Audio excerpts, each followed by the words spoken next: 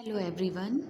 Today I am here to discuss on a topic from the paper 5 Writings in American Literature. The topic on present lecture is today the American Scholar. American Scholar. The American Scholar is an essay presented in the speech form by Ralph Waldo Emerson in 1837 at Harvard College. This speech was later converted into and published as an essay. Earlier, the title was an oration delivered before the Phi Beta Kappa Society. Later, when it was published as an essay, the title was changed to The American Scholar. In this essay, Emerson introduces transcendentalist and romantic views to explain an American scholar's relationship to nature.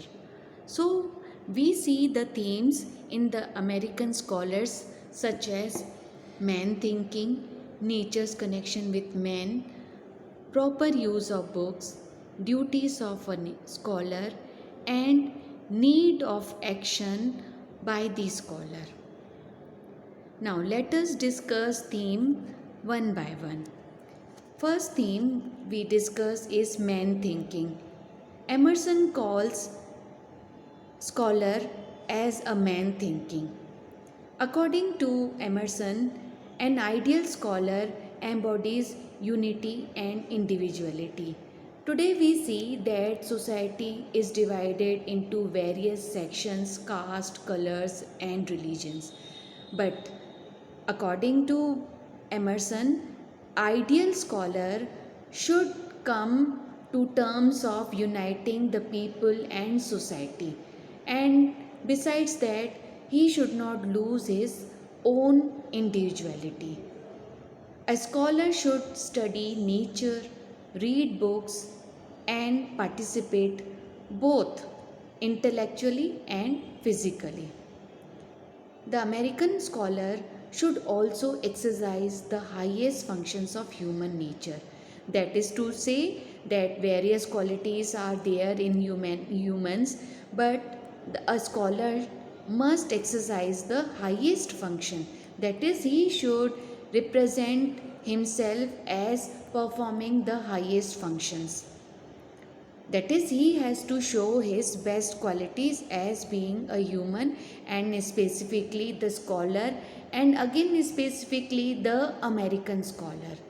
So, the American scholar should also embrace individuality and be original in thinking. Next theme is nature and connection. Emerson regards nature as a great teacher.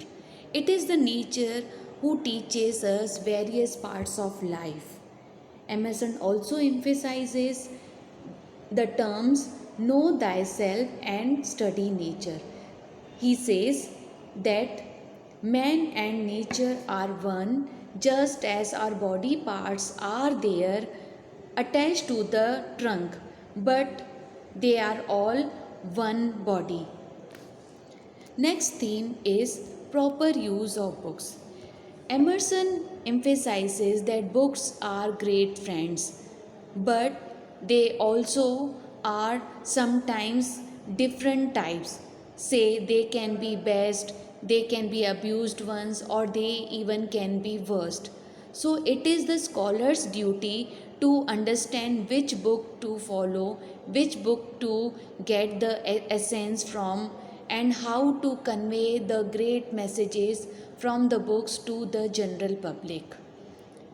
So, books in a way show truth of past, but they are partial truth because time is changing, ages are changing.